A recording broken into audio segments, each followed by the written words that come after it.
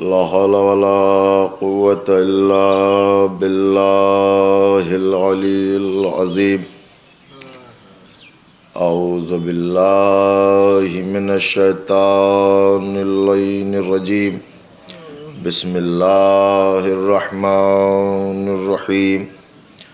الحمد لله رب العالمين. الصلاة والسلام على أشرف الأنبياء والمرسلين سيدنا ونبينا مولانا أبي القاسم محمد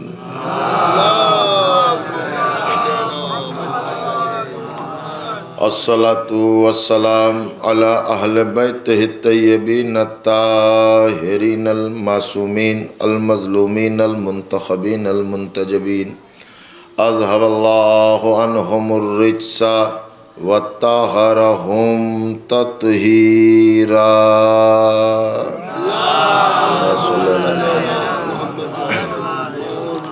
ولعنة الله على أعدائهم أجمعين من الآن إلى قيام يوم الدين. أما بعد فقد قال الله تبارك سبحانه وتعالى في كتابه المجيد وفرقانه الحميد وقوله الحق. بسم الله الرحمن الرحيم.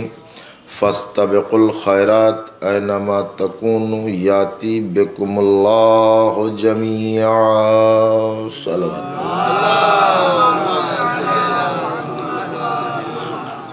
آپ حضرات سے التماس ہے کہ ایک بار سورہ الحمد 3 مرتبہ سورہ توحید کی تلاوت فرما کر مرحوم مغفور جناب ابن عباس صاحب ابن محمد جعفر صاحب مرحوم کی اصالہ ثواب فرمائیں.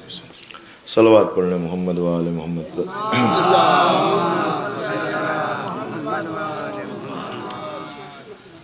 حضرات گرامی مرتبت، مرحوم کی اور ایک مومن کی سال ثواب کی مجلس، اس دعا کے ساتھ کہ پروردگار اس مجلس کا ثواب، اس ذکر کا ثواب مرحوم کے نام اعمال میں درج فرما، مرحوم کی مغفرت فرما، ان کے درجات کو بلند فرما.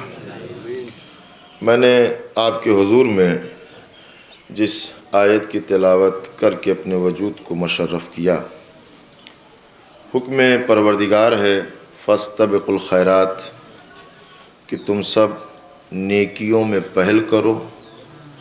اینما تکونوا یاتی بکم اللہ جمیعا.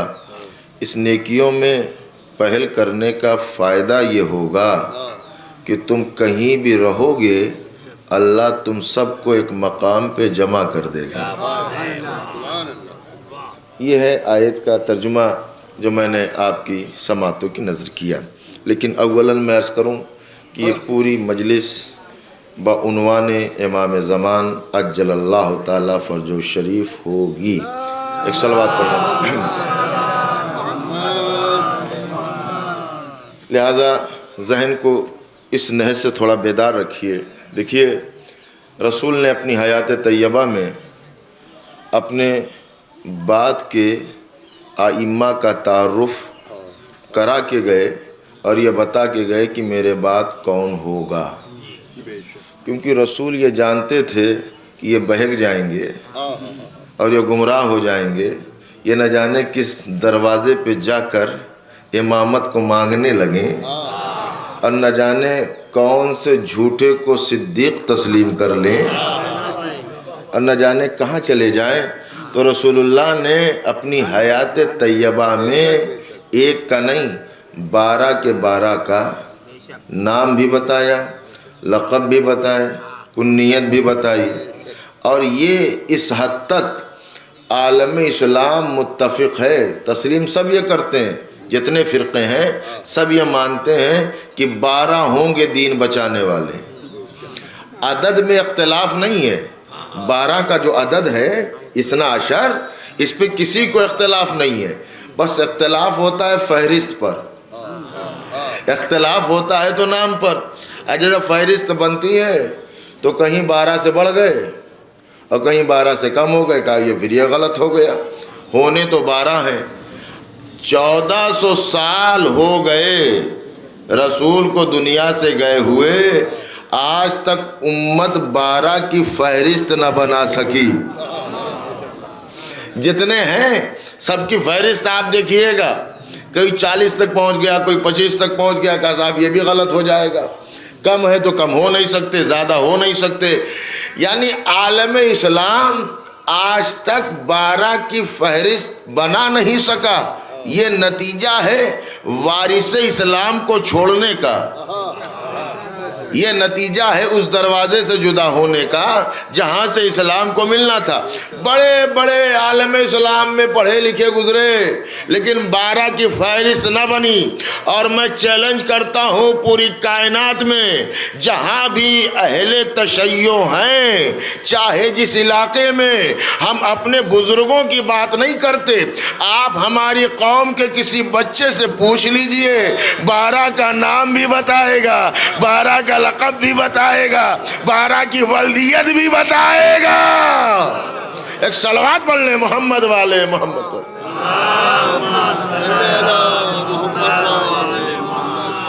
تھوڑا سا بیدار رہیے گا، دیکھیے جلدی جلدی بات ہو جائے تو، چونکہ آنا تو امام پہ اوپر ہے نا، تو اب یہ ذہن میں یہ رہے کہ 12 کی فہرست ان سے۔ اچھا دیکھیے ایک بات اور میں بتاؤں، اس لیے کہ صاحبان علم و فہم تشریف فرمائیں تو دل چاہتا ہے کہ یہ جملہ کہوں۔ جتنی فہرست ہے، اب میں مکاتب فکر کا نام نہیں لیتا، جتنی فہرست بنی ہے دنیا نے جو بنائی ہے، اس میں ہمارے 2 امام کو ضرور شامل کیا ہے۔ غور سے سنیے گا، جو دنیا نے فہرست، میں اپنی والی بات نہیں کر رہے، جو دنیا نے فہرست بنائی ہے اس میں بھی ہمارے 2 اماموں کو شامل کیا ہے، ایک پہلے کو، ایک 12ویں کو۔ سبحان اللہ، نہیں غور نہیں کر رہے ہیں آپ۔ اب دیکھیے میں آپ کی سماعت پر بھروسہ کر کے جملہ کہہ رہا ہوں۔ یہ ایک پہلے ایک صلوات پڑھ لیں محمد والے محمد۔ آئیے، اس میں بھی 2 ہمارے امام کو لیا ہے، ایک پہلے کو اور ایک 12ویں کو، آخر کو۔ یعنی ان کے 12 کی بھی فہرست نہ مکمل ہوئی جب تک ہمارے 2 نہ لیے۔ توجہ ہے نا بھائی، ہمارے جب تک 2 نہ لیے تب تک وہاں بھی معاملہ، ایک پہلے کو اور ایک 12ویں کو۔ اب میں آپ کی پاکیزہ سماعتوں کی نظر ایک جملہ کہہ رہا ہوں، اور بخاری شریف، ٹھیک ہے، اس کی روایت پڑھ رہا ہوں کہ رسول اسلام نے فرمایا کہ اس وقت تمہاری کیا کیفیت ہوگی جب ابن مریم آسمان سے نازل ہوں گے لیکن ان کا امام تم میں سے ہوگا۔ سبحان اللہ، ذرا غور کریے، یہ میں نے بخاری سے کوٹ کیا ہے، یعنی جو ان کو نماز پڑھانے والا ہوگا امام، وہ تم میں سے ہوگا۔ اب ذرا سا غور کریے، امام آخر کا عقیدہ یعنی عقیدہ مہدویت، یہ صرف شیعوں کا عقیدہ نہیں ہے، یہ صرف شیعوں کا عقیدہ نہیں ہے، یہ عالم اسلام کا عقیدہ ہے کہ کوئی آئے گا، کوئی آئے گا، کوئی آئے گا اور اس شان کا ہوگا کہ ظلم و جور کو ختم کرے گا، عدل و انصاف سے زمین کو بھر دے گا۔ یہ سب عقیدہ عالم اسلام کا ہے۔ اچھا میں یہ کہتا ہوں کہ وہ آ چکے ہیں، دنیا یہ کہتی ہے وہ آئیں گے، دنیا یہ کہتی ہے کہ وہ آئیں گے، چلیے ہم آپ ہی کی بات تسلیم لے رہے ہیں تھوڑی دیر کے لیے کہ وہ آئیں گے، تو یہ بتائیے جب وہ آئیں گے تو وہ امام بن کے آئیں گے یا آپ بنائیں گے؟ نہیں، بات تو میں کہہ چکا ہوں خدا کی قسم بھائی، جب وہ آئیں گے، ٹھیک ہے نا، تو یہ بتائیے وہ آئیں گے تو امام بن کے آئیں گے یا آپ بنائیں گے؟ تو چیخ کر پورا عالم اسلام کہہ رہا ہے وہ امام بن کے آئیں گے، وہ امام بن کے آئیں گے۔ تو جملہ یاد رکھنا، جس سلسلے کے 12ویں کو تم نہیں بنا سکتے تو پہلے کو کیسے بنانے لگے؟ ایک صلوات پڑھ لیں محمد والے محمد پر۔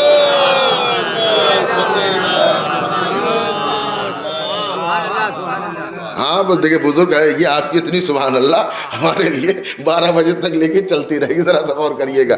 تو اب چونکہ میں ایک ٹاپک پر ڈسکس کرنا چاہتا ہوں اور وہ ہے امام زمان۔ ٹھیک ہے، صلی علی محمد وعلی محمد۔ تو جب وہ آئے، اچھا اب یہ ایک الگ سی بحث سے دیکھیے کہ صاحب وہ آئے نہیں، اچھا ہم کہتے ہیں کہ نہیں وہ آ گئے، تو جب ہم یہ کہتے ہیں وہ آ گئے تو ادھر سے اعتراض یہ ہوتا ہے آ گئے تو ہیں کہاں، ہے نا سوال پر، آ گئے تو ہیں کہاں؟ ہم نے کہا آپ دنیا میں ہیں، کہا بالکل ہے۔ میں نے کہا آپ کے بدن مبارک میں روح ہے، کہاں روح ہے؟ میں نے کہا بتائیے ہے کہاں؟ میں غور کر رہے ہیں بھائی، روح ہے بدن میں، کہاں روح ہے؟ تو روح بدن میں کہاں ہے؟ کہا یہ تو نہیں پتا۔ میں نے کہا کبھی نہ ہو، کہا نہیں صاحب اعتراض ہم کر رہے ہیں تو روح ہے تو اعتراض کر رہے ہیں۔ کمال ہے خدا کی قسم، جو اللہ تمہارے بدن میں روح کو غائب کر سکتا ہے وہ کائنات میں امام کو غائب نہیں کر سکتا۔ اچھا ایک بات اور، میں ذرا آپ بیدار ہیں، دل لگا کے سن رہے ہیں، تو میں یہ چاہ رہا ہوں کہ کچھ ایسی دلیلیں آپ کی خدمت میں رکھوں کہ جس سے کوئی انکار ہی نہ کر سکے حدود اسلام میں رہتے ہوئے، حدود اسلام میں رہتے ہوئے کوئی انکار کر ہی نہ سکے اور سب کی سمجھ میں بات آ جائے۔ تو کہتے ہیں کہ صاحب امام ہیں تو ہیں کہاں، ہیں تو ہیں کہاں؟ اور پھر یہ دیکھیے ایک بات یاد رکھیے گا کہ امام کی غیبت یہ پہلی غیبت نہیں ہے، یا بھئی اللہ نے اس سے پہلے کسی کو غائب ہی نہیں کیا، اللہ نے اس سے پہلے بہت سو کو غائب کیا ہے۔ اب میں صحیح مسلم کی صحیح حدیث آپ کو سناؤں؟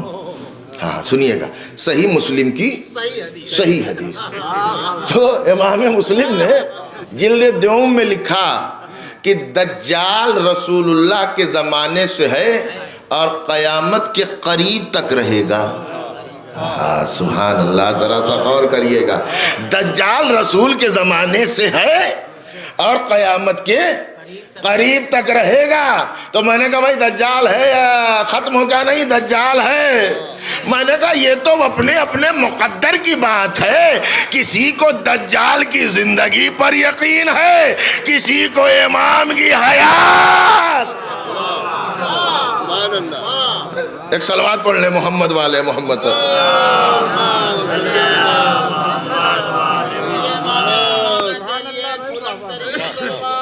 اللہم صلی علی محمد وعلی محمد۔ اچھا ذرا سا متوجہ رہیے گا، دیکھیے اچھا ایک بات ذرا سا غور کریے، ہمارے امام سے پہلے کیا اللہ نے اور نبی کو غیبت نہیں دی ہے؟ اچھا ابھی کوئی جلال پور میں آ کے اور یہاں یہ اعلان کرے کہ میں ابھی ہوا میں اڑوں گا، مثلا ہو سکتا ہے کوئی کسی کے ذہن میں آ جائے اور اعلان کر دے کہ میں ہوا میں، تو کچھ لوگ تو کہیں گے خام خواہ کی بات ہے یہ ایسا نہیں ہوگا، لیکن کچھ کہہ رہے بھیا جب یہ دعویٰ کر ہی رہا ہے تو چلو دیکھیے لو بھیا اڑتا، چلو بھائی 2 چلے 4 چلے 20 ہوئے، پتہ چلا ہزاروں کا مجمع، بھائی کہاں جا رہے ہو؟ کہا کہ یہ ہوا میں، یا مثلا دریا پہ چلنے کے لیے کہتا ہے کہ یہ چلے گا، سب آ گئے دیکھنے کے لیے کہ بھیا یہ پانی پہ چل رہا ہے کہ نہیں چل رہا، یہ دعویٰ تو کر رہا ہے۔ اچھا اب آپ نے سب نے آ کے دیکھا تو واقعاً وہ پانی پہ چل رہا تھا، سب کو اگلے دن پھر اس نے کہا کہ چلو میں پانی پہ چلوں گا، تو اب اتنے تو نہیں جائیں گے نا، جنہوں نے دیکھ لیا وہ کہا کہ نہیں بھائی یہ تو چل سکتا ہے، چلتا ہے، یہ کیا مطلب ہے؟ یہ جو پہلے دن گئے تھے دیکھنے کے لیے وہ تو اس لیے بھی گئے تھے نا کہیں ڈوب جائے گا کہیں گر جائے گا نا، لیکن جب دوسرے دن ہوا تو مجمع کم ہوا، تیسرے دن ہوا اور کم ہو گیا، اور ایک دن وہ آئے گا کہ وہ اکیلا چلے گا خود ہی، ہے نا؟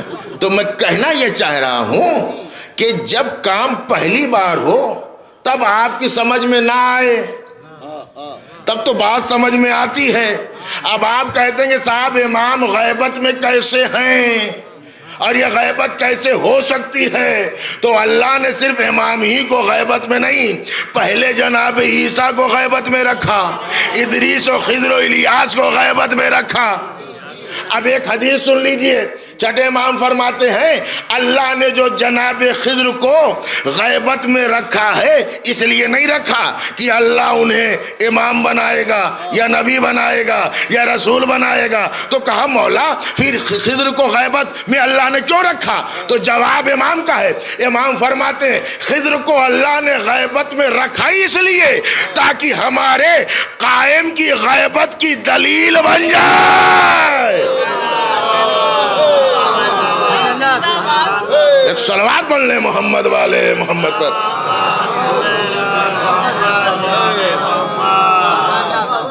متوجہ ہے نا؟ اچھا، خضر کو غیبت میں، اب ذرا سا دیکھیے، حالانکہ یہ تو کئی گھنٹوں کا یہ ٹاپک ہے نا، لیکن میں تو وہ باتیں بہت آسانی سے آپ کی خدمت میں عرض کرنا چاہتا ہوں۔ صاحب ایسا ہے کہ امام غیبت میں ہے۔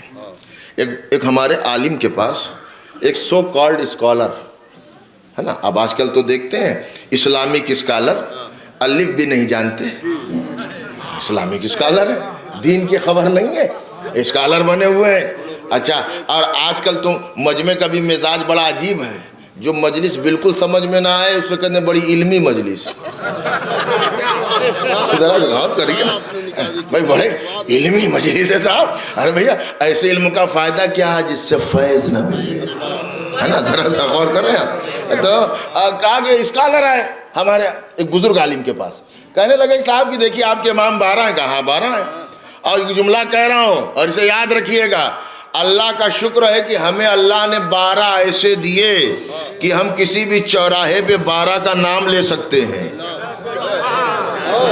ہاں، ہمیں کوئی شرمندگی نہیں ہے، ہمیں اپنے 12 پر فخر ہے۔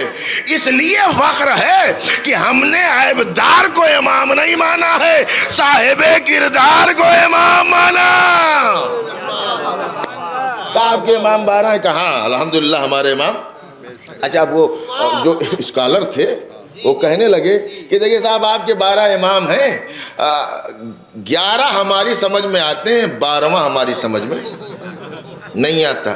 دیکھیے، اچھا عالم، چونکہ عالم تھے، وہ بزرگ عالم تھے ہمارے، تو وہ جذبات میں نہیں آئے، غصہ نہیں کیے، سینے نہیں چڑھائے کہ نہیں 12 کو بھی ماننا پڑے گا۔ انہوں نے بڑے پیار سے ان سے کہا 11 سمجھ میں آتے ہیں؟ کہا 11 ہی مان لو۔ واہ واہ سبحان اللہ، آپ ذرا سا متوجہ رہیے بھائی، 11 سمجھ میں آتے ہیں نا، 12 نہیں آتے، کہا 11 ہی مان لو۔ اچھا، بات ہو گئی تو ہم جیسے جو عالم کے پاس بیٹھے ہوئے تھے، کہا سرکاری آپ نے کیا فرما دیا، ماننا تو 12 کو پڑے گا، نجات تو 12 پہ ہے، بخشش تو 12 پہ ہے، یہ 11 ہی کیوں؟ اب جواب عالم کا سنیے گا، کہنے لگے جس دن یہ 11 کو مان لے گا 12واں خود بخود مان لے گا، اس لیے کہ تسلسل نور ہے، یہ تسلسل نور ہے، ہو ہی نہیں سکتا کہ علی کو مان لے مہدی کو نہ مانے، یہ ممکن ہی نہیں ہے۔ اچھا، اب بڑی بحثیں ہیں، اب میں کدھر جاؤں اور کس طرف سے بات کو آگے بڑھاؤں۔ دل تو یہ چاہ رہا تھا کہ پوری مجلسے میں دلیل وجود امام پر دیتا رہوں، لیکن چونکہ اب بات کو تھوڑا سا اگلی منزل میں لے کے جانا ہے، ایک بات کہہ کے بات کو آگے بڑھا رہا ہوں کہ صاحب ہیں تو نظر کیوں نہیں آتے، ہے نا؟ ہیں تو نظر کیوں نہیں آتے، یہ تو ایک بات ہو گئی۔ حالانکہ بہت سی چیزیں ہیں جو نظر، تو وجود کا مطلب ظہور نہیں ہے، ضروری نہیں ہے کہ ہر وجود کا ظہور ہو، روح کا وجود ہے ظہور نہیں ہے، ہوا ہے دکھائی نہیں دیتی، ملک الموت ہے، ہاں وجود ہے نا بھائی، کوئی اچھا میں کہاں میں آپ کو ملک الموت اور روح کہہ رہا ہوں، شیطان ہے، ذرا سا غور کریے گا، شیطان ہے، اور یہی کہہ رہا ہوں، چیلنج کر رہا ہوں خدا کی قسم، اسلام سے خارج ہو جائے گا جو کہے کہ شیطان مر گیا، بڑی ذمہ داری سے کہہ رہا ہوں، اسلام سے وہ نکل جائے گا جو یہ کہے کہ شیطان ختم ہو گیا، مر گیا۔ کیوں؟ نص ہے قرآن کی، دلیل ہے قرآن کے اندر، تو شیطان ہے۔ اب میں کیسے جملے کے کہوں؟ تو شیطان ہے، انہیں بھی تسلیم ہے جو شیطان ہے، ہے کہ نہیں ہے بھائی؟ ہے نا، اب ذرا غور کریے گا. دیکھیے شیطان کسی کا نام نہیں ہے, کنفیوز نہ ہوئیے گا, یہ پراپر نام نہیں ہے, اس میں ذات نہیں ہے.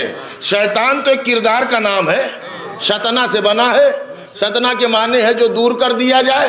شیطان اسے کہتے ہیں جو اللہ کی رحمت سے دور ہو جائے. تو جو جس رحمت سے دور ہو اسی لیول کا شیطان ہے, اور جو فرش عزا کی رحمت سے دور ہو جائے. اب ذرا سا آپ غور کریے, تو شیطان ہے کہاں ہے, بالکل یقین ہے. اب شیطان کے ہونے پر مجھے بحث نہیں ہے, میں شیطان تو سب تسلیم کرتے ہیں نا, اس میں تو کوئی اختلاف ہی نہیں. بات یہ ہے کہ اللہ نے قرآن میں یہ کہا کہ ان الشیطان لکم عدو مبین فاتخذوہ عدوا. بات ہے یہ, اور جو میں اہل نظر اہل علم کی خدمت میں جملہ عرض کرنا چاہ رہا ہوں, اور اس پہ خصوصی داد چاہوں گا. اللہ نے کہا کہ دیکھو شیطان یقیناً تمہارا دشمن ہے, تم بھی شیطان سے دشمنی رکھو. نہیں غور نہیں کر رہے ہیں آپ. شیطان سے دشمنی رکھنا ہے تو شیطان سے دشمنی پروردگار رکھے کیسے؟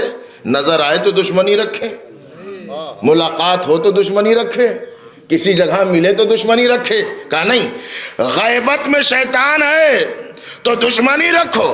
تو اس کا مطلب یہ ہے شیطان غائب ہے تب بھی دشمن, یعنی شیطان غیبت میں رہے تب بھی دشمنی رکھی جا سکتی ہے.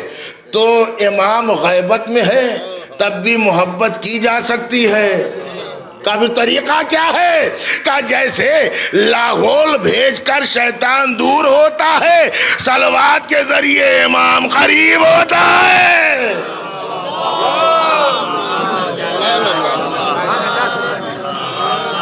ایک صلوات سب مل کے پڑھ لیں محمد والے میں.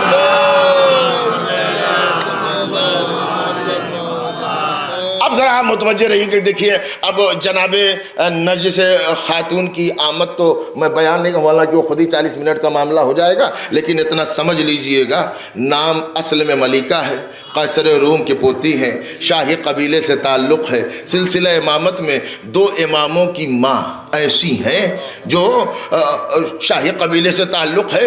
ایک چوتھے امام کی والدہ, متوجہ رہیے, دیکھیے میں جلال پور میں بول رہا ہوں, میں ایک چوتھے امام کی والدہ جناب شہربانو, اور ایک ہمارے زمانے کی امام کی والدہ جناب نرجس خاتون. یہ ان کا نصیب بلند تھا. غور کریے گا, ایک فارس کی اور ایک قیصر روم کے گھرانے سے ہے, اور ایک ایران کے بادشاہ کے گھرانے سے ہے. لیکن خدا کی قسم ان کو اپنے شاہی قبیلے پر ناز نہیں تھا, ان کو ناز تھا تو اس بات پر کہ میری آغوش میں معصوم پڑ رہا ہے.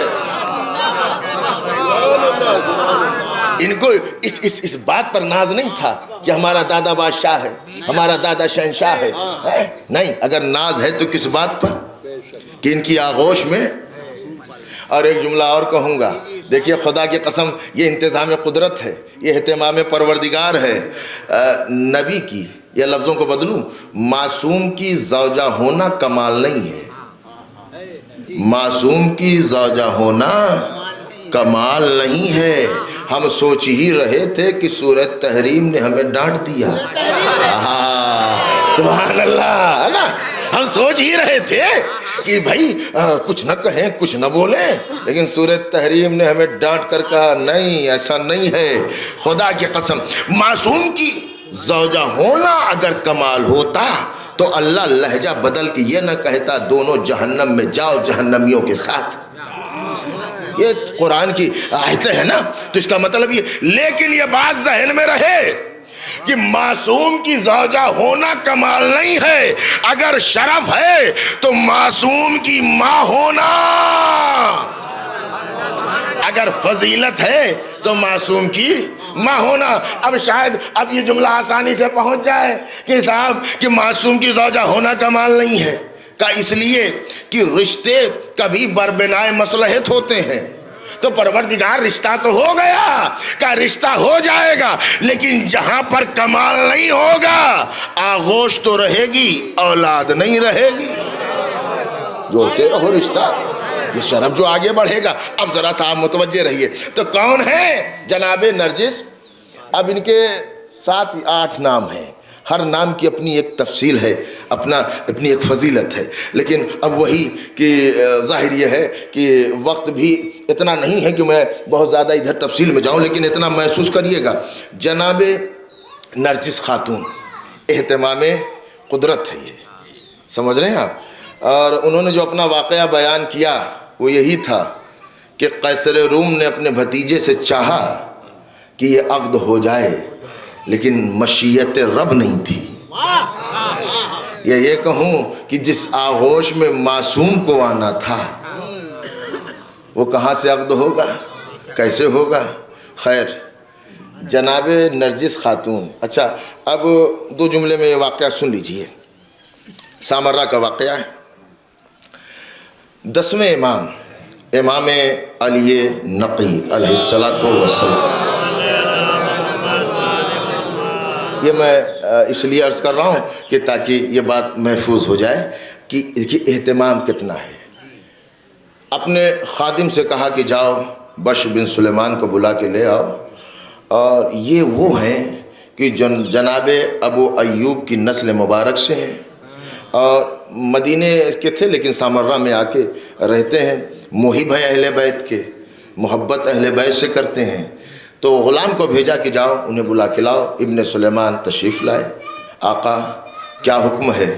کہا کہ دیکھو تمہارے نسلوں میں ہماری ولایت رہی ہے نا، تم جس نسل سے تمہارا تعلق ہے اس میں ہماری محبت و ولایت رہی ہے. آج ہم تمہیں ایسا شرف عطا کریں گے کہ قیامت تک تمہاری نسلیں فخر کریں گی. آج ہم ایک راز تمہارے حوالے کرنا چاہتے ہیں. یہ میں شیخ مفید علیہ الرحمہ کی کتاب غیبت طوسی سے یہ واقعہ آپ کی خدمت میں عرض کر رہا ہوں. حالانکہ کمال الدین و اتمام النعمہ میں شیخ مفید نے بھی اس روایت کو نقل کیا، لیکن جہاں سے میں عرض کر رہا ہوں وہ یہ ہے شیخ مفید. تو کہا کہ تمہیں ہم ایک عظیم کام کی ذمہ داری دے رہے ہیں. اور کہتے ہیں یہ کہنے کے بعد 10ویں امام نے رومی زبان میں خط لکھا، 220 اشرفی مجھے دی. کہا فلاں وقت چاشت کے وقت دجلہ پل پر وہاں پہنچنا اور دیکھو گے تم کہ کچھ کشتیاں جس میں غلام اور کنیز ہیں وہ آئیں گی. اور آخر میں ایک کنیز کہ جب اس کا مالک اسے بیچنا چاہے گا تو وہ بکنے کے لیے تیار نہیں ہوگی. متوجہ رہیے گا، وہ بکنے کے لیے لوگ اس کی بڑی قیمتیں لگائیں گے. اس کی عفت کی، اس کی پردے داری کی وجہ سے لوگ قیمتیں بڑھاتے جائیں گے. اور وہ یہ کہے گی کہ اگر تم حکومت سلیمان بھی لے کر آؤ تو مجھے کوئی دلچسپی نہیں ہے. نہیں، آپ متوجہ نہیں ہے، جملہ سن لیجئے. اگر تم مجھے خریدنے کے لیے حکومت سلیمان جتنی قیمت بھی لو تو مجھے کوئی دلچسپی نہیں ہے. بس تاریخ تو یہ لکھ کے خاموش ہو گئی، وجہ نہیں معلوم کہ بھیا اتنی قیمت پر بھی وہ بکنے کو تیار نہیں ہے. میں نے کہا بک جاتی اگر عوام کی ماں ہوتی، یہ تو امام کی والدہ ہے. ایک صلوات پڑھ لیں محمد والے محمد.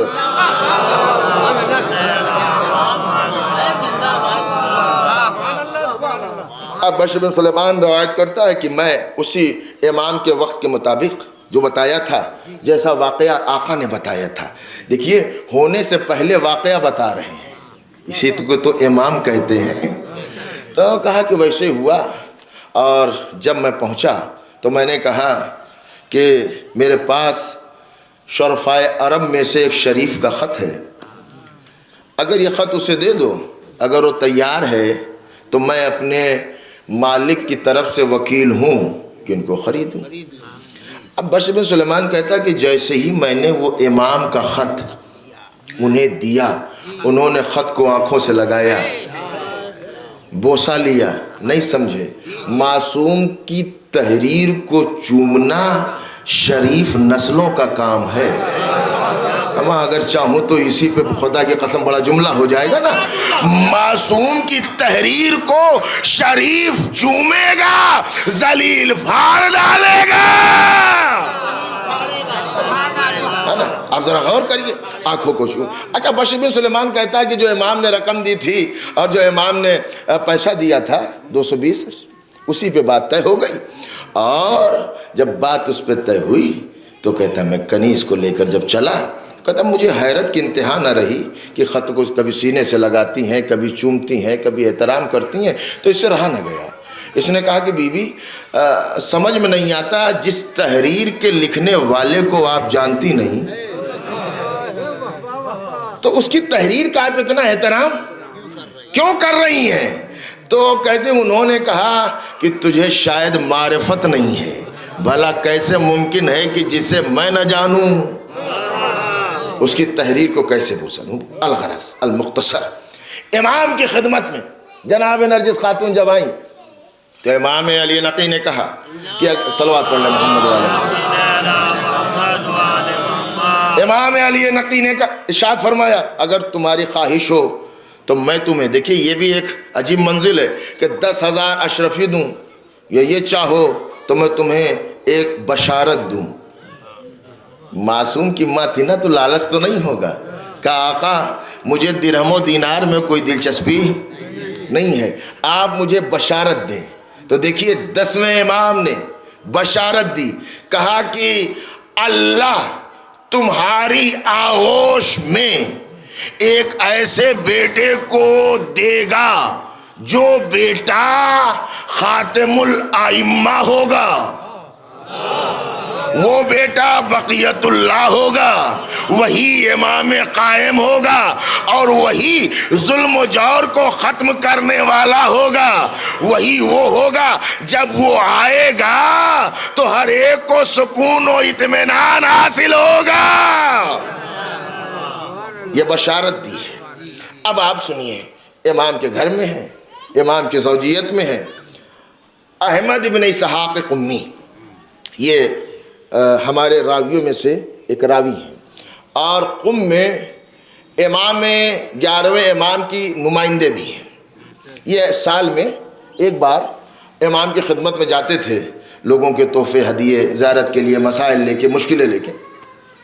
ایک سال جب یہ گئے احمد ابن اسحاق 11ویں امام کے پاس، ہے نا، تو 11ویں امام نے کہا احمد ابن اسحاق یہ تمہاری اور میری آخری ملاقات ہے، اس کے بعد نہ تم رہو گے نہ میں رہوں گا، تمہارا انتقال ہو جائے میں بھی نہیں رہوں گا۔ تو دیکھیے خدا کی قسم کیا معرفت ہوتی ہے، ایسے تھوڑی امام ہر ایک کو نمائندہ بناتے ہیں۔ ہاں تو ہم ہوتے تو کہتے مولا کچھ دعا ہوا کر دیجئے 2-4 سال، ہاں، لیکن احمد ابن اسحاق قمی نے کہا فرزند رسول میں رہوں نہ رہوں، میں رہوں نہ رہوں، لیکن آپ کا رہنا تو ضروری ہے۔ کہا کیوں؟ کہا ہدایت کس سے ملے گی؟ سبحان اللہ، امامت کون کرے گا، ہدایت کون کرے گا؟ تو کہتے ہیں 11ویں امام نے کہا احمد ابن اسحاق یہ ہدایت کرنے والا آ چکا ہے، ہدایت کرنے والا آ چکا ہے۔ اب احمد ابن اسحاق سر کو جھکائے ہوئے ہیں، کہتے ہیں آقا اگر آپ مناسب سمجھیں، اگر مجھے شرف عطا کرنا چاہیں تو مجھے زیارت کرا دیں۔ ایسا مومن، ایسا محب کہہ رہا ہے۔ تو امام کہتے ہیں کہ جب میں نے یہ کہا تو امام خود اٹھ کر گئے، کہتے گھر میں گئے اور ایک مرتبہ آغوش میں بچے کو لے کر آئے۔ اب کیفیت دیکھیے، آغوش میں بچہ ہے، طفل قمری وجہ، ایسا بچہ کہ جس کا چہرہ 14ویں کے چاند کی طرح چمک رہا تھا، بچپنا ہے نا۔ اور کہتے ہیں کہ میں نے بچے کو سلام کیا، بچے نے جواب دیا۔ میں نے غور، اچھا آپ تو بہت مطمئن ہو کے سن رہے ہیں، لیکن جب کسی ایسے کے سامنے جب میں یہ کہوں گا کہ بچے نے جواب سلام دیا تو پھر وہ یہ کہتا ہے کہ بچپنے میں کیسے جواب دیا۔ میں نے کہا اگر تمہاری نسل کا ہوتا تو جواب نہ دیتا، یہ تو اس علی کا بیٹا ہے جو بچپنے میں قرآن سنا رہا ہے۔ طفلی قمری وجہ، اور کہتے میں نے سلام کیا، بچے نے آغوش امام سے جواب سلام کا جواب دیا. اور ایک مرتبہ انہوں نے کہا, 11ویں امام سے کہا, آقا اگر ایک دلیل تو یہ ہو گئی. بھئی دلیل؟ نہ بولنے کی عمر میں بولا. خدا کی قسم اسے کہتے معرفت والے, تو پتہ ہی تھا انہیں, نہ بھی دیکھتے تب بھی. لیکن اب دنیا کیا کیا جائے, جن کو ماننا ہی نہیں ہے ان کو کیسے منایا جائے. کہا آپ کے امام ہوتے دیکھتے تو ہم مان لیتے. ارے 11 کو تو دیکھا تھا, 11 کو دیکھا تھا, کہاں مانا. 11 نے تو بہت تبلیغ کی. یاد رکھیے گا 12واں تبلیغ کرنے نہیں آئے گا, تلوار لے کے آئے گا. سمجھایا تو بہت گیا ہے. آپ ذرا محسوس کریے. تو کیا کہا کہ آقا اگر کوئی اور دلیل. اب کہتے ہیں کہ احمد ابن اسحاق کہتے ہیں کہ میں نے کہا تو اپنے 11ویں امام سے کہ کوئی اور دلیل. کہتے ہیں لیکن جواب دیا اس نے جو آغوش میں تھا, اور میرا نام لے کر کہا, اے احمد ابن اسحاق, میرا چہرہ دیکھنے کے بعد کسی اور دلیل کو نہ مان. ایک صلوات پڑھیں محمد والے محمد پر.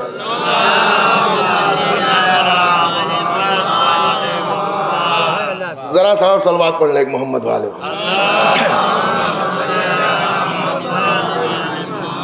اچھا ذرا آپ غور کریے. تو امام کی ولادت, اب ظاہر ہے کہ مہینہ وہی ہے نا, تو میں نے یہ چاہا کہ اس حوالے سے گفتگو ہو, ہے نا. 15 شعبان المعظم 255 ہجری. تواتر ہے اس میں, یعنی اختلاف نہیں ہے. ہمارے جتنے جید علماء محدثین ہیں سب نے نصف شعبان آقا کی تاریخ ولادت تسلیم کی ہے. تو امام آئے 255 ہجری میں, اور 11ویں امام دنیا سے تشریف لے گئے 260 ہجری میں. بہت توجہ سنیے گا. امام آئے 255 میں, 11ویں امام دنیا سے گئے 200. اب مجھے یہ آپ جواب دے دیجئے کہ جب 11ویں امام گئے تو امام زمان کی عمر مبارک 5 برس. 260 ہجری سے ایک غیبت شروع ہوئی جسے کہتے ہیں غیبت صغرا. یہ چلی ہے 329 ہجری تک. 329 ہجری تک. اس میں آقا کے کتنے نائب ہیں؟ 4. نواب اربع. نواب اربع نہ کہیے گا, نون پہ زبر اور ہو جائے گا, اور پیش کے ساتھ ہے نا نواب اربع. سفرائے اربع بھی آپ انہیں کہہ سکتے ہیں. کون کون ہیں؟ کہ عثمان بن سعید, محمد بن عثمان, حسین بن روح, علی ابن محمد. یہ آخر کے نائب ہیں. اچھا اب میں کیا کہوں جسے امام نائب بنائے. بہت فرق ہے خود نائب بننے میں, خود لقب چرانا اور ہے, اللہ کا لقب دینا اور ہے. اب میں کیسے آپ کے سامنے کہوں, یعنی حکومت و دینار کی بنیاد پر صدیقہ کا لقب لینا اور ہے, تطہیر کے حصار میں صدیقہ بننا. لیکن جو بات میں کہنا چاہ رہا ہوں وہ ذرا سا غور سے سنیے گا. 360 ہجری سے کون سی غیبت شروع ہوئی؟ غیبت صغرا. 329 ہجری تک کون سی غیبت رہی؟ غیبت صغرا. اب وہ آپ کیلکولیٹ کریے گا کتنے سال بنتے ہیں. لیکن غیبت صغرا جب ختم ہونے والی ہے, آخری توقیع مبارک جو میرے آقا نے اپنے آخری نائب علی ابن محمد سمری کو دی, اور شیخ مفید نے جو اس توقیع کو لکھا, تو امام نے کہا, اور جو ساری باتیں تعزیت کے بعد اور صبر کے بعد ان کے انتقال کی خبر کے بعد کہا کہ اب غیبت صغرا کا سلسلہ ختم ہے. اب آج کے بعد جو میرے دیکھنے کا دعویٰ کرے, جو میرے مشاہدے کا دعویٰ کرے, فَهُوَ الْكَذَّابُ. جو یہ کہے کہ میں نے امام کو دیکھا وہ جھوٹا ہے. اب ذرا سا غور کریے گا, یعنی ایسے نااہل کو امام نظر ہی نہیں آتے. جو اعلان کرتا پھرے۔ ہاں ذرا سا غور کریے گا نا، دونوں باتوں میں فرق ہے۔ ایک تو ہوتا ہے امام کا آنا، اور اکثر یہ ہوا کہ امام نے مشکل دور کر دی ہے، جب چلے گئے تب احساس ہوا کہ کوئی آیا تھا، ہے نا۔ اب یہ ایک عجیب بات ہے۔ دیکھیے ایک بات اور میں عرض کر دوں کہ امام فرماتے ہیں میرے قائم میں کچھ نبیوں کی سنتیں ہیں، کچھ نبیوں کی سنتیں ہیں۔ مثلا کہتے ہیں کہ ہمارے قائم میں جناب یوسف کی ایک سنت ہے۔ تو پوچھا مولا وہ جناب یوسف کی کون سی سنت ہے؟ کہا جناب یوسف کی سنت یہ ہے کہ جناب یوسف کے سامنے ان کے سارے بھائی تھے، جناب یوسف سارے بھائیوں کو پہچان رہے تھے، لیکن سارے بھائی یوسف کو نہیں پہچان رہے تھے۔ بات تو میں نے کہہ دی اگر آپ بیدار ہیں۔ امام فرماتے ہیں وہی سنت میرے قائم کی ہے، وہ سب کو پہچانے گا، سب اسے جب پہچانیں گے جب وہ چاہیں گے۔ سنت انبیاء بھی۔ دیکھیں میں جو آپ کو یہ 29 ہجری اور 260 ہجری سے یہاں تک لے کے آیا نا، وہ ایک واقعہ سنانے کے لیے لایا ہوں، سمجھ رہے ہیں؟ ہاں، اور وہ واقعہ سنانے میں لطف نہ آتا اگر میں یہ آپ کو نہ بتاتا۔ تو 329 ہجری غیبت اس کے بعد آغاز ہے غیبت کبریٰ کا، اور یہ غیبت کبریٰ تا ظہور امام، ٹھیک ہے، اب ایک الگ بحث۔ تو یہ 329 ہجری میں، اور یہ واقعہ جو میں پڑھ رہا ہوں یہ تقریباً 337 ہجری کا ہے۔ 300 یعنی غیبت کبریٰ شروع ہو چکی نا، 29 میں صغریٰ ختم ہو گئی ہے، تو کتنے سال کے بعد؟ 8 سال کے بعد خانہ کعبہ میں جو حجر اسود ہے، یہ سیلاب آیا، یہ خانہ کعبہ کی عمارت گر گئی، شہید ہوئی، تو پتھر بھی حجر اسود بھی گرا۔ تو یہ تو ہر شیعہ کا عقیدہ ہے کہ حجر اسود وہی نصب کرے گا جو معصوم ہوگا، ہے نا۔ معصوم کے ہاتھوں سے ہی حجر اسود نصب ہوگا۔ پتھر جانتا ہے، پتھر جانتا ہے، نہیں غور کر رہا ہے، پتھر جانتا ہے، لیکن جن کے دل پتھر ہیں انہیں کیا خبر۔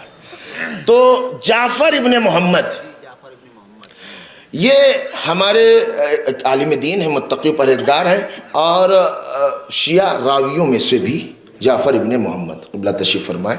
تو ان کو خبر ملی کہ حجر اسود گرا ہوا ہے اور فلاں تاریخ کو تنصیب ہوگا، نصب کیا جائے گا حجر اسود کو۔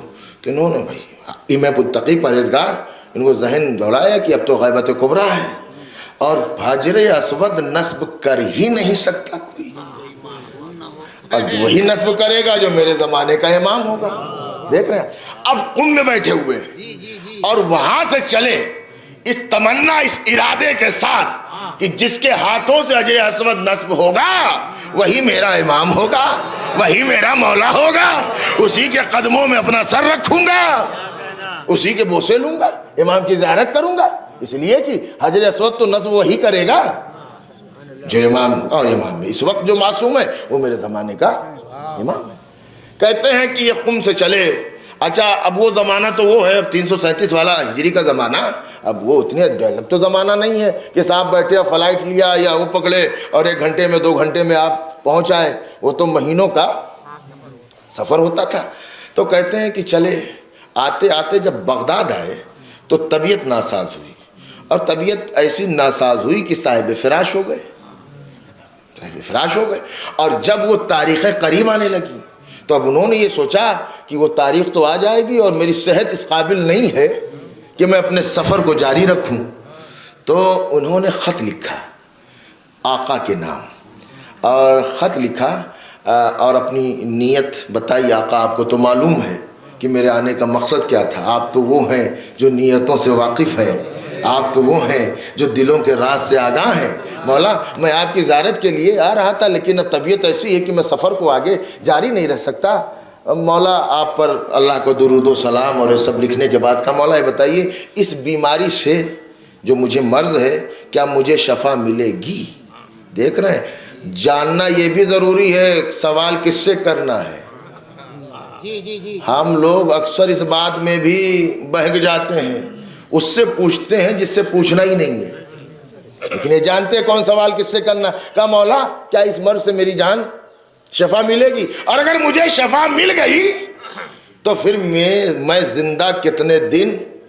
ہاں یہ ذرا سا غور کریے گا، میری حیات کتنی. یہ خط لکھا اور ابن حشام ایک شخص کو بلایا اور اس کو کچھ زیادہ سفر دیا. کہا کہ اب وہ تو قاصد کہہ لیجئے، اس کو دیا. کہا کہ یہ خط ہے میرا اور تم جاؤ کعبے میں جس کے ہاتھوں سے حجر اسود نصب ہو. سبحان اللہ سبحان اللہ. دیکھ رہے ہیں اسی کو یہ خط، اسی کو خط دینا. اب وہ تو بھائی صاحب فراش ہیں. اب یہ ابن حشام چلے آئے. اب یہ بیان کرتے ہیں کہ جب میں پہنچا تو کعبے کے پاس وی آئی پی پروٹوکول، بنی عباس کے وہ جتنے ہیں ہر ایک چاہتا یہ ہے کہ میں پتھر حجر اسود نصب کروں، ہر ایک چاہتا ہے کہ یہ شرف مجھے مل جائے. کہتے ہیں کہ میں نے بہت دیر تک دیکھتا رہا کہ ادھر پتھر کو رکھا ادھر گرا، رکھا گرا، قرار ہی نہیں ہے پتھر کو. اب یہ سب حیران و پریشان ہیں، شرمندگی کا احساس ہو رہا ہے. کہتا ہے کہ اتنے میں نے دیکھا کہ کوئی جوان ہے جو اس مجمع سے آ رہا ہے اور ایسا محسوس ہو رہا تھا کہ جیسے آمد موسیٰ پر نیل میں راستہ بن رہا ہے. مجمع بہت تھا کہ ایسا لگنے لگا کہ جیسے علی کی آمد پر دیوار کعبہ میں راستہ بن رہا ہے. کہا کہ ایک مرتبہ وہ آیا اور اس نے بڑی آسانی سے حجر اسود اٹھایا، اس کی جگہ پہ رکھا.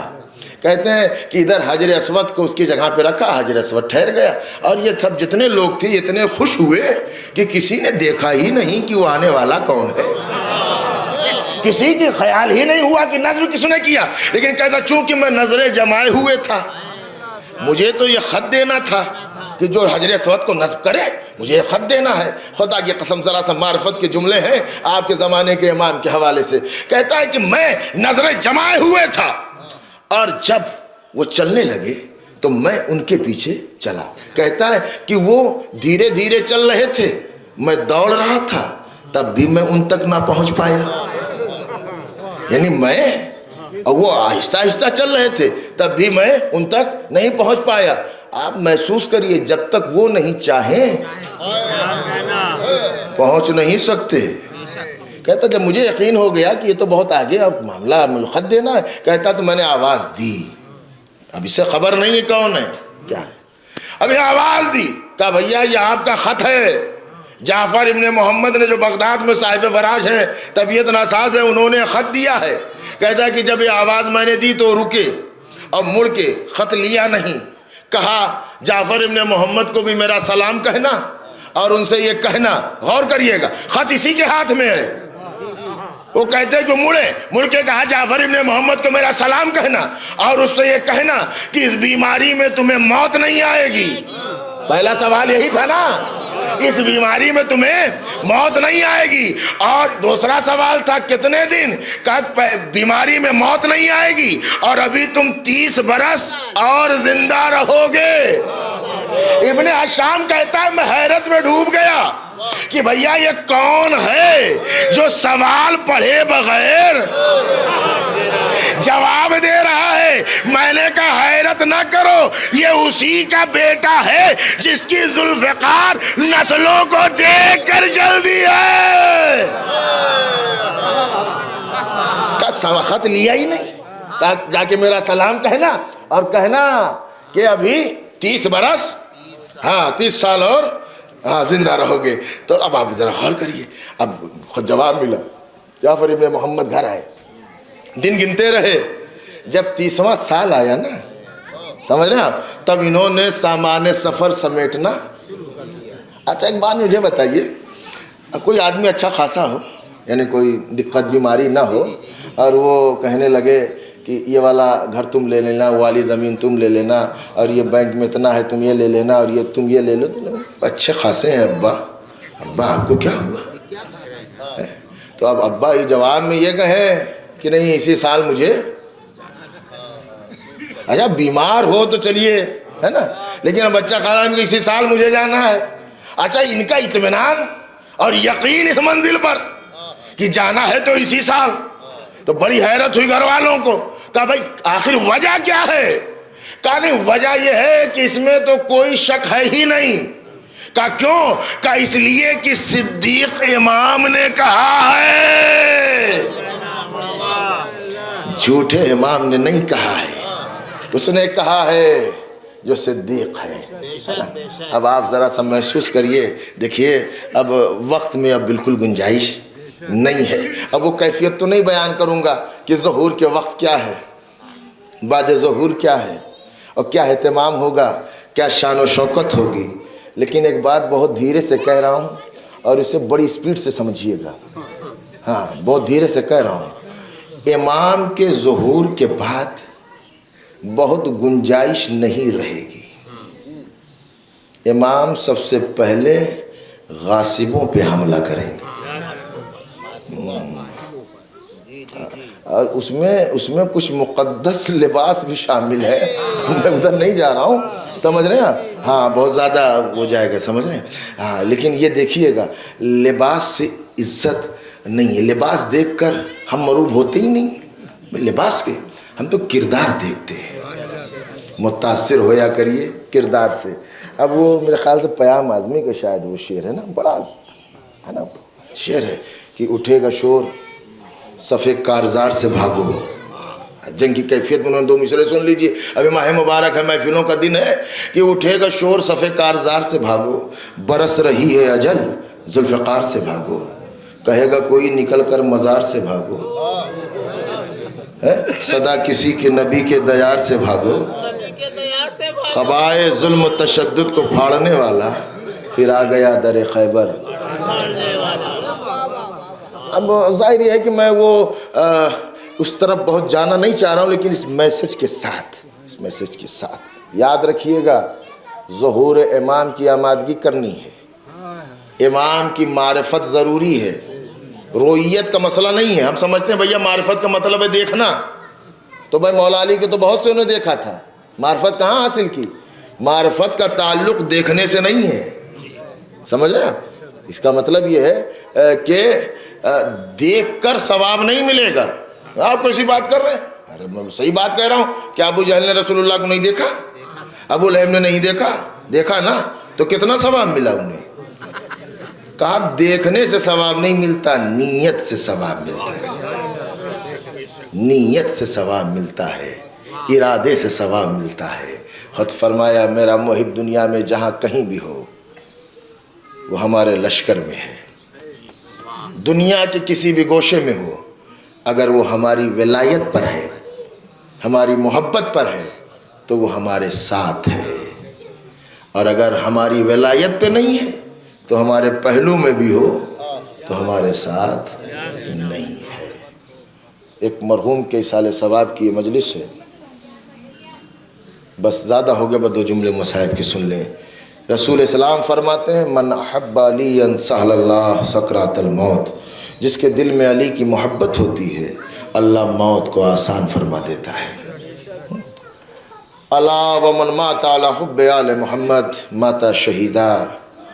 جو دل سے میری آل کی محبت رکھ کے دنیا سے جائے وہ شہید ہوتا ہے. من مات علی حب آل محمد مات مغفورا. جو اہل بیت کی محبت پہ جائے وہ مغفرہ شدہ ہے. اللہ اکبر.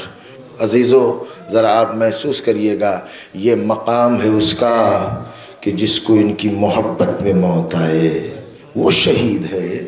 تو پھر جن کی محبت شہادت دے دے وہ ذات کتنی عظیم ہوگی، وہ ذات کتنی عظیم ہوگی. ہاں عزیزو وہ سید الشہداء ہے، وہ ہے کہ جو کائنات میں اس سے زیادہ عظمت والا کون ہے؟ جو شہیدوں کا سردار ہے. محشر کے میدان میں ہر میدان کے شہید ہوں گے، لیکن جو شہید کربلا ہوں گے ان کی رونق کچھ اور ہی ہوگی. ان کی پیشانی کا نور دیکھ کر دوسرے شہداء یہ کہیں گے پروردگار شہید تو ہم بھی ہیں، ہماری یہ کیفیت تو نہیں ہے، آواز آئے گی یہ کربلا کے شہید ہے، یہ شہدائے کربلا ہیں، یہ وہ ہیں جو بھوکے اور پیاسے شہید ہوئے۔ ہاں عزیزو، زمین کربلا کو پلٹا نہیں جائے گا۔ علامہ مجلسی کہتے ہیں وہاں تو قیامت برپا ہو چکی ہے نا، یہ زمین کا ٹکڑا ایسے اٹھا لیا جائے گا۔ اللہ اکبر۔ ہاں عزیزو، کیوں؟ اس لیے کہ حسین نے کتنے لاشیں زمین کربلا پہ اٹھائے ہیں، کوئی حسین جیسا صابر تو کائنات میں دکھائے کہ کیسے کیسے لاشیں آقا نے اٹھائے ہیں۔ اور ہر شہید کے سرہانے میرا امام جاتا ہے، ہر شہید کے سر کو زہرا کا لال اپنے زانوں پہ رکھتا ہے اور کہتا ہے تجھے جنت کی بشارت ہو، میرا دادا، میرے بابا، میرے نانا تجھے جام کوثر سے سیراب کریں گے۔ جزاکم اللہ۔ عزیزو، جب وہ سب شہید ہو گئے، حسین آخر میں خیمے میں آئے۔ اب روایت کی لفظیں تو یہ ہیں کہ خیمے میں آ کے کہا اے بہن زینب، اب حسین کے پاس اتنا وقت نہیں ہے کہ ایک ایک بی بی کے خیمے میں جائے، اے بہن ساری بیویوں کو ایک خیمے میں جمع کر لو تاکہ حسین سب بیویوں سے رخصت ہو لے۔ عزیزو، ایک مرتبہ ساری بیویاں خیمے میں جمع ہوئیں، میرے مولا نے ہر ایک بیوی کو دیکھا کہ لیلا کی کیا کیفیت ہے اکبر کا لاشا دیکھنے کے بعد، فروا کی کیا حالت ہے قاسم کی لاش کے ٹکڑے آنے کے بعد۔ ایک ایک بیوی کو دیکھا، نام لیا اور نام لے کے سب کو سلام کیا، اے بیویوں حسین کا سلام آخر ہے، اب حسین جا رہا ہے۔ بس عزیزو، بہنوں سے رخصت ہوئے اور ایک مرتبہ سید سجاد کے خیمے میں آئے۔ جب سید سجاد کے خیمے میں آئے تو ایک مرتبہ بیمار بیٹے نے اپنے بابا کو دیکھا، بابا کی حالت کو دیکھا اور دیکھ کر کہنے لگا بابا اینا اینا حبیب ابن مظاہر، بابا اینا اینا مسلم ابن اوسجہ، اینا اینا بریر حمدانی۔ ایک ایک کو پوچھا، آقا نے فرمایا میرے لال سجاد وہ سب قتل ہو گئے۔ اس کے بعد خاندان بنی ہاشم کے جوانوں کو پوچھا، اینا اینا اخی علی اکبر، اے بابا میرا بھیا علی اکبر کہاں ہے؟ اینا اینا امی العباس، جزاکم اللہ، اے بابا چچا عباس کہاں ہے؟ بس عزیزو ذرا تصور کریے گا، جب آقا اپنے بیٹے سے گفتگو کر رہے ہیں، سید سجاد اپنے بابا سے سوال کر رہے ہیں، تو اسی سجاد کے خیمے میں جناب زینب بھی ہے، جناب رباب بھی ہے، جناب لیلا بھی ہے، گھر کی بیویاں موجود ہیں۔ جب جناب سید سجاد جناب علی اکبر، جناب قاسم، جناب عباس کو پوچھ چکے اور محمد کو پوچھ لیا اور مولا نے سب کے جواب میں یہی کہا قتل کر دیے گئے، تو ایک مرتبہ بیمار امام بیویوں کی طرف مڑے، کبھی رباب کی گودی کو دیکھا، کبھی جناب زینب کی آغوش کو دیکھا، کبھی لیلا کی طرف دیکھا۔ ایک مرتبہ کا سجاد آغوش میں کیا تلاش کر رہے ہو؟ اے بابا سب شہید ہو گئے، میرا بھیا علی اصغر، جزاکم اللہ، اے بابا سب شہید ہو گئے لیکن میرا بھیا علی اصغر تو ہوگا۔ کہا سجاد علی اصغر کے بھی گلے پہ ہرملہ کا تیر لگا، اصغر بھی شہید ہو گیا۔ ہاں عزیزو، ایک مرتبہ میرا مولا یہ کہہ کے رخصت ہو رہے ہیں، قیامت کا منظر ہے میرے مولا کا رخصت ہونا، اور اس انداز سے جب رخصت ہوئے تو ایک مرتبہ جناب فضا در خیمہ پر خیمے کے پردے کو پکڑے ہوئے ہیں، مولا رکے، جناب فضا زار و قطار رو رہی ہیں، اے اماں فضا ابھی تو حسین زندہ ہے، اتنا تڑپ کر کیوں رو رہی ہو؟ کہا حسین مجھے یہ احساس رلا رہا ہے، کاش کہ میرا کوئی بیٹا کربلا میں ہوتا، میں آپ کی مظلومیت پہ قربان کر دیتی۔ ہاں عزیزو، بس یہ کہنا تھا۔ آقا نے کہا اماں فضا کس نے کہا آپ کا کوئی بیٹا کربلا میں نہیں ہے؟ اے اماں فضا جیسے لیلا نے اکبر کو رخصت کیا، جیسے فروا نے قاسم کو رخصت کیا، اے اماں فضا ویسے آپ مجھے رخصت کر دیں، میں حسین آپ کا فرزند بن کر مقتل میں جاؤں گا۔ ہاں عزیزو، یہ کہنے کے بعد بس ایک جملہ بلا کہا اے اماں فضا دیکھو میں مقتل میں جا رہا ہوں، اگر کوئی وصیت کروں تو اماں آپ اسے پورا کریں گی؟ تڑپ کر کہا اے میرے لال حسین شہزادے میں نے تیرا جھولا جھولایا ہے، آپ وصیت کریں میں اسے ضرور پورا کروں گی۔ میرے مولا نے کہا اماں فضا بس ایک ہی وصیت ہے، میرے بعد میری سکینہ کا خیال رکھنا۔ جزاکم اللہ، اے اماں فضا میرے بعد میری سکینہ کا خیال رکھنا۔ عزیزو حسین چلے، کوئی سوار کرنے والا نہیں ہے، بہن نے لجام فرس کو پکڑا، بہن نے بھائی کو سوار کیا، میرا آقا مقتل میں آیا۔ عزیزو بس دو جملے سن لیجئے مجلس ختم ہو جائے گی۔ فوجیں جب دور چلی گئی نا تو میرے مولا نے چند لمحوں کے لیے آنکھوں کو بند کیا اور ایک مرتبہ پھر حملہ کیا۔ جب آواز آئی اے نفس مطمئنہ رب کی بارگاہ میں آ جا، تلوار کو نیام میں رکھا۔ اب میر انیس کہتے ہیں کیفیت یہ ہے کہ جب فوجیں قریب آ گئیں تو چلتے تھے چار سمت سے بھالے حسین پر، ٹوٹے ہوئے تھے برچھیوں والے حسین پر، قاتل تھے خنجروں کو نکالے حسین پر، یہ دکھ نبی کی گود کے پالے حسین پر، گرتے تھے اور سنبھالنے والا کوئی نہ تھا، تیرے ستم نکالنے والا۔ گر کر کبھی اٹھے کبھی رکھا زمین پہ سر، کروٹ کبھی تڑپ کر ادھر لی کبھی ادھر، حسرت سے کی خیام کی جانب کبھی نظر، گر کر اٹھے تو زخموں سے برچھی کے پھل گرے، کچھ اور تیر گڑ گئے جموں کے پھل گرے۔ ہائے کربلا کا میدان، ہائے دکھیا ماں کی آغوش، آجا میرے حسین تیری ماں کربلا میں۔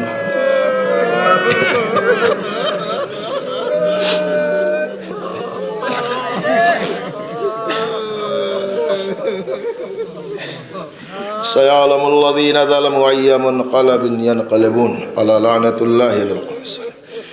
الہی بحق فاطمۃ الزہرا بیہا بالہا بنی، پروردگارہ تجھے واسطہ ہے محمد و آل محمد کا، ہماری اس عبادت کو قبول فرما۔ معبود اس مجلس کا ذکر ثواب مرحوم کے نام اعمال میں درج فرما، پروردگار مرحوم کی مغفرت فرما، پروردگار مرحوم کی درجات کو بلند فرما، مرحوم کے بچوں کو صبر جمیل عطا فرما، تمام پسماندگان کو عزیز و اقارب کو سب کو صبر عطا فرما، پروردگار ہم سب کے گناہوں کو معاف فرما۔ معبود ہمارے مرحومین جمیع مومنین و مومنات ان سب کی مغفرت فرما، ان سب کے درجات کو بلند فرما۔ مولا کے چاہنے والے دنیا میں جہاں کہیں بھی آباد ان کی جان مال عزت آبرو کی حفاظت فرما۔ بار الہا ہم سب کو مقامات مقدسہ کی زیارت نصیب فرما، پرچم اسلام کو سر بلند فرما، پرچم کفر نفاق کو سر نگو فرما۔ معبود ہمارے علماء کرام مراجع کرام کو صحت و سلامتی و طول عمر عطا فرما۔ معبود دشمنان دین و شیعت کو نیست و نابود فرما۔ یوسف زہرا امام زمان کے ظہور میں تعجیل فرما، ہم سب کو مولا کے غلاموں میں شمار فرما۔